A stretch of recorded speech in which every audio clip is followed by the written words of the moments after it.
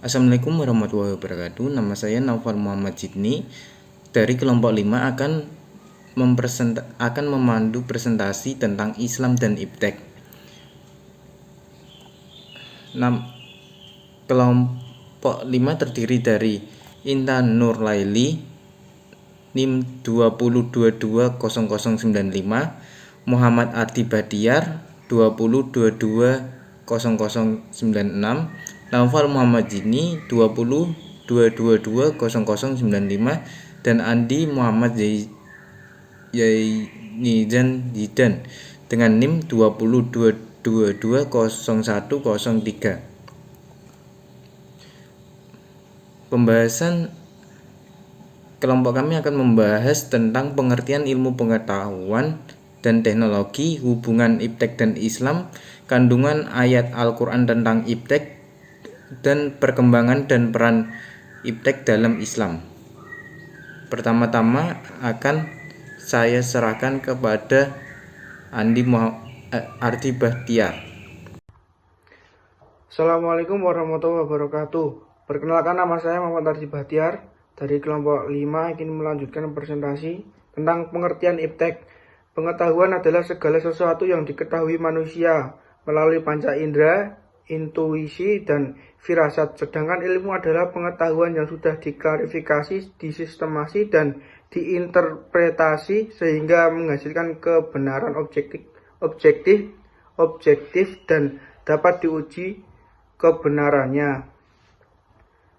Teknologi ialah suatu kumpulan alat, aturan, dan juga prosedur yang merupakan penerapan dari sebuah pengetahuan ilmiah terhadap sebuah pekerjaan tertentu dalam suatu kondisi yang dapat memungkinkan terjadinya pengulangan.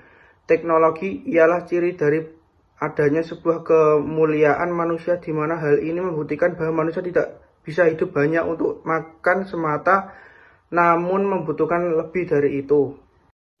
Slide kedua akan saya presentasikan.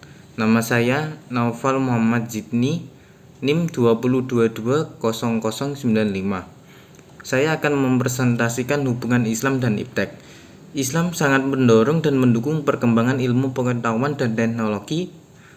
Berbeda dengan pandangan dunia barat yang melandasi pembangunan Ipteknya tentang kepentingan material, Islam mementingkan pengembangan dan penguasaan Iptek untuk menjadi sarana ibadah.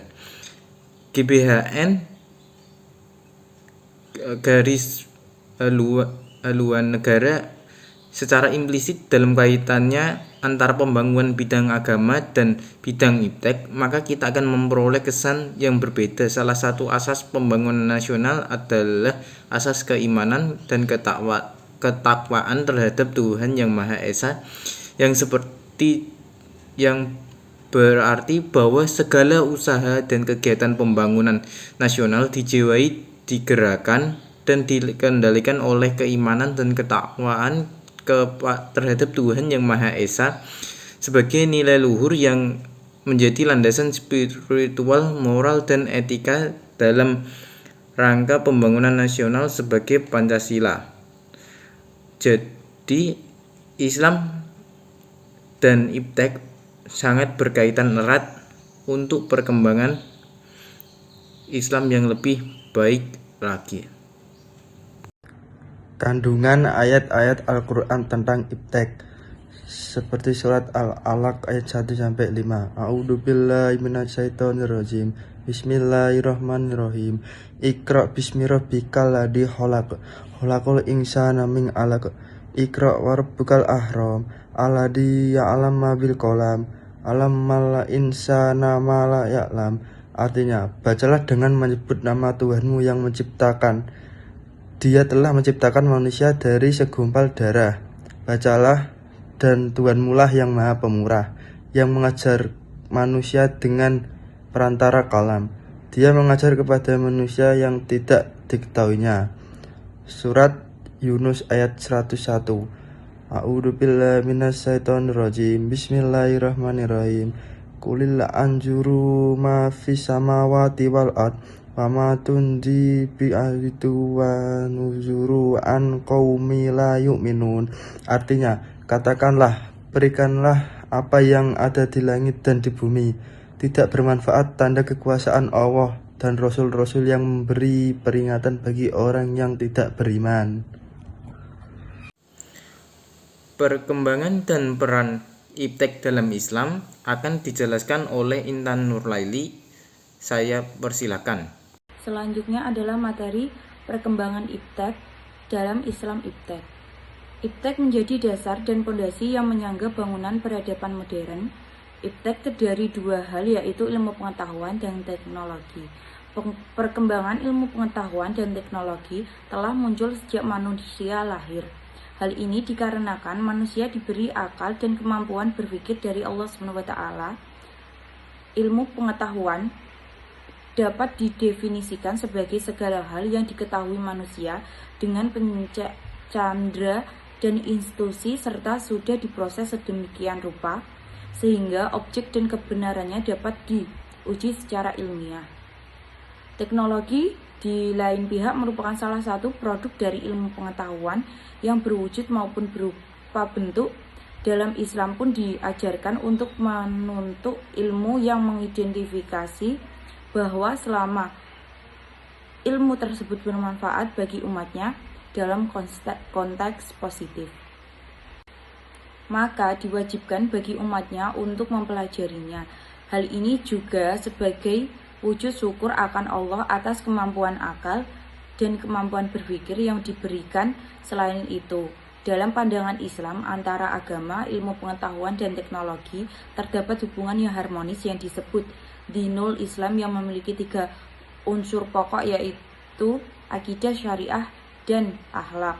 Dalam Al-Quran surah Ibrahim juz 14 ayat 24-25 yang artinya, maka kamu perhatikan bagaimana Allah telah membuat perumpamaan kalimat yang baik seperti pohon yang baik, akar teguh dan cabangnya menjulang ke langit. Pohon itu memberikan buahnya pada setiap musim dengan seizin Tuhannya. Allah membuat perumpamaan itu untuk manusia supaya mereka selalu ingat. Materi selanjutnya adalah penerapan Islam dalam iptek. Teknologi hanyalah suatu keterampilan hasil dari ilmu pengetahuan berkenaan dengan teknik serba mesin itu. Teknologi tidak berarti bila manusia di belakang teknologi itu tidak berfungsi, tidak berperan, dan mati. Sebelum teknologi dihidupkan, wajib lebih dahulu menghidupkan dhamir manusia yang akan mempergunakan perangkat teknologi agar hasil yang diperoleh bermanfaat untuk kehidupan manusia. Jangan sebaliknya merusak kehidupan itu sendiri. Peran pendidikan Islam terhadap perkembangan teknologi. Pendidikan Islam berperan terhadap perkembangan teknologi yaitu sebagai berikut. Yang pertama ada akidah Islam sebagai dasar iptek.